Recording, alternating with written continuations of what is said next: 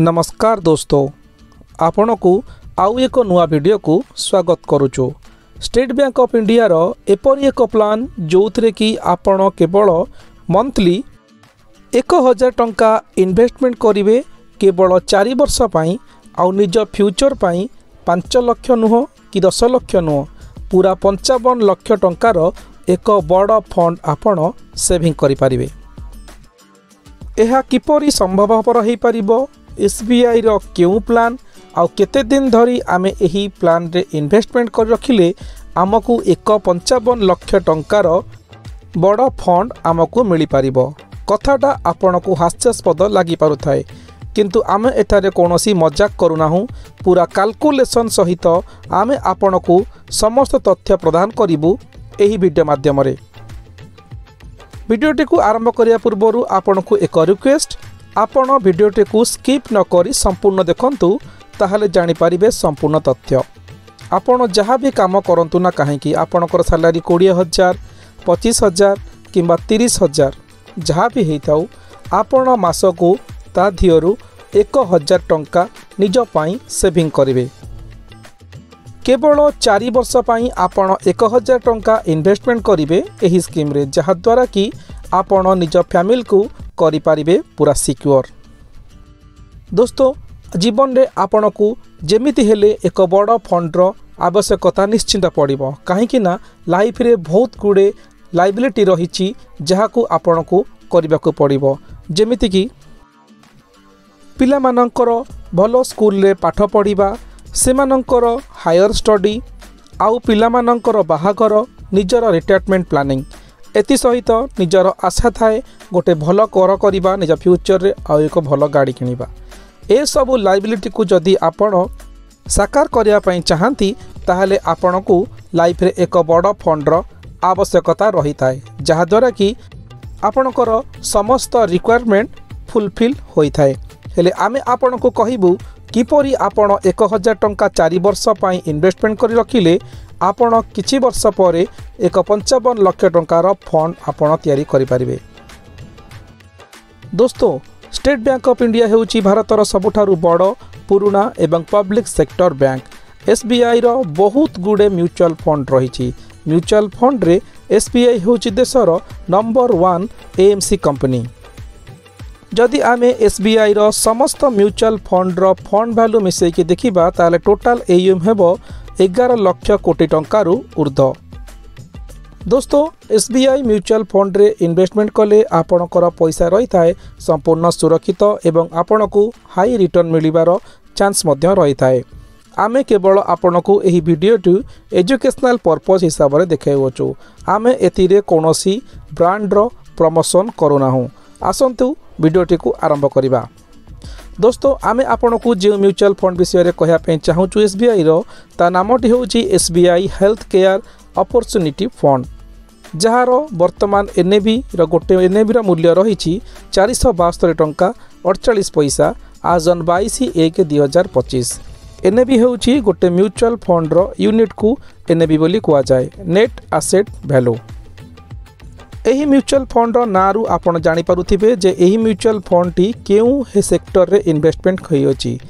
एही mutual fund टी Sun pharmaceutical industry limited, Max health institute limited, Divi's laboratories limited, Cipla भली नामी दामी कंपनी रे इन्वेस्टमेंट होई अछि। जदि आमे एही स्कीम रो पास्ट परफॉर्मेंस को देखिबा ताले एहा 1 वर्ष रे 31%, 3 वर्ष रे 22%, 5 वर्ष रे 29% रिटर्न देई अछि तार इन्वेस्टर मानको। एही स्कीम टी 1 जनवरी 2013 मसीह रे स्टेट बैंक ऑफ इंडिया द्वारा लॉन्च करा जायतिला। जदि आमे स्कीम रो फंड वैल्यू देखिबा कोटी कोटी लोक एही स्कीम रे इन्वेस्टमेंट करिसंती, जहार फंड साइज रही 3,346 कोटी टंका। आउ एही फंड रो एक्सपेंस रेशियो रही 0.89%। एक्सपेंस रेशियो होची गोटे फंड को चलेबा पई तार जते कि खर्च हुए ताकू एक्सपेंस रेशियो बोली कहा जाए। एथिला एसबीआई हेल्थ केयर अपॉर्चुनिटी रो फंड डिटेल्स। एबे आसंतु जानिबा जदि आमे एही फंड रे इन्वेस्टमेंट करिबा ताहले केउ केउ माध्यम रे केते टंका आमे इन्वेस्टमेंट करि परिबा। दोस्तों यही फंड जदि आपण इन्वेस्टमेंट करने चाहती ताले आपण जदि वन टाइम इन्वेस्टमेंट करेंगे मिनिमम आपन को 5000 टंकार इन्वेस्टमेंट करने को पड़ो। जदि आपण मंथली SIP करने चाहती ताले आपन को मिनिमम 500 टंकार इन्वेस्टमेंट करने को पड़ो। मैक्सिमम लिमिट एथिरे किछि नाही। आपण भाबुथिबे जे मु जदि इन्वेस्टमेंट करदेली आ इमरजेंसी समय मोर पैसा दरकार पड़ला ताले मु कौन करी। जदि आपणकर कौन इमरजेंसी समय पैसार आवश्यकता पड़े ताहले एथिरे कौनसी लॉक इन पीरियड नाही। आपण एनी टाइम यही पैसा को विथड्रॉल करदे पारिबे। किंतु जदि आपण इन्वेस्टमेंट करिवार 15 दिन भितर आपण जदि एग्जिट करूचंती बा विथड्रॉल करूचंती रिडीम करूचंती आपण को 0.50% आपण को चार्ज लागिबो टोटल इन्वेस्टमेंट अमाउंट रु। नचेत इन्वेस्टमेंट रो 15 दिन पर आपण एनी मोमेंट आपण एनी टाइम आपण पैसा को रिडीम बा विथड्रॉल करि पारिबे। दोस्तों यही वीडियो माध्यम रे आमे आपण को एक नुआ इन्वेस्टमेंट स्ट्रैटेजी विषय रे आपण को कहिबो। जो स्ट्रैटेजी द्वारा आपण इन्वेस्टमेंट कले नॉर्मल इन्वेस्टमेंट ठारू आपण को एथिरे अधिक रिटर्न मिलता है। सही इन्वेस्टमेंट कौन? दोस्तों वर्तमान भारतर इन्फ्लेशन रेट 6 ରୁ 7% अच्छी जहाद्वारा कि नित्य व्यवहार्य जिनिसर दरदाम हु हे बढ़ुअछि। जदि आपण एहाको बीट करिया चाहती ताहले आपण को स्टेप अप फॉर्मूला अप्लाई करिया को पड़िबो। स्टेप अप फॉर्मूला कौन? दोस्तों जदि आपण गोटे वर्ष रे 1000 टंका इन्वेस्टमेंट करूचंती तार सेकेंड ईयर ठारू आपण 1000 टंकार 10% एथिरे वृद्धि करी इन्वेस्टमेंट करिवे। माने आपण सेकेंड ईयर ठारू 1000 10% माने 1100 टंका आपण इन्वेस्टमेंट करिवे। सेमती थर्ड ईयर ठारू 1100 टंकार 10% माने 1210 टंका आपण इन्वेस्टमेंट करिवे। आपण जदि चाहिबे एही इन्वेस्टमेंट को अधिका मध्य 20% 30% आपण करि पारंती किंतु निजर रिक्वायरमेंट अनुसार आपण एहा को वृद्धि करिवे। दोस्तों आज आमे आपण को एही वीडियो माध्यम रे तीनोटी इन्वेस्टमेंट ऑप्शन कहिबो। फर्स्ट सेकेंड एवं थर्ड।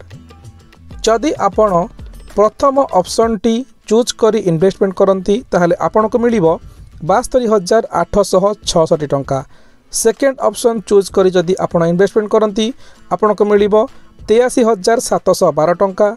जदि आपण थर्ड ऑप्शन को चयन करी इन्वेस्टमेंट करंती आपण को मिलिबो पूरा 55 लाख टंका। हेले किपरि आसंतु उदाहरण सहित संपूर्ण तथ्य बुझिबा। फर्स्ट ऑप्शन मंथली इन्वेस्टमेंट 1000 टंका। इन्वेस्टमेंट 4 वर्ष पर आपण करिवे टोटाल 48,000 टंका। एही स्कीम रे 30% रिटर्न मिलुअछि। जदि आमे एक्सपेक्टेड रिटर्न आमे 20% धरे भी चालू 4 वर्ष रे आपण को मिलिबो 73,866 टंका। एबे आसंतु जानिबा जे सेकेंड ऑप्शन जदि आमे इन्वेस्टमेंट करिबा आमको कोन मिलुछि। सेकेंड ऑप्शन आमे मंथली इन्वेस्टमेंट करिबा SIP जोगरे 1000 टंका। सेकेंड ईयर ठारू स्टेप अप 10% आमे वृद्धि करिबा ताहले हमर टोटल इन्वेस्टमेंट रहिबो 4 वर्ष रे 55,692 टंका।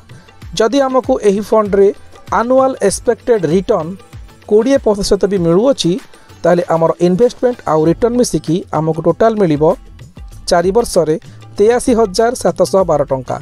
दोस्तों एबे आपण भाबुथिबे ये तो आमको 55 लाख टंकार फंड विषय कहूला किंतु एबे 83,712 टंका किपरि होउछि। आसन दोस्तों देखिबा जे आपण आम पाखरे वर्तमान 83,712 टंकार एक लमसम अमाउंट होइछि। एठारे ही रहिछि प्रकृत खेल। आसंतु बुझिबा जे किपरि एही 83,000 टंका आपण को 55 लाख टंकार परिणत करके देबो जदि आपण थर्ड ऑप्शन रे इन्वेस्टमेंट करूचंती।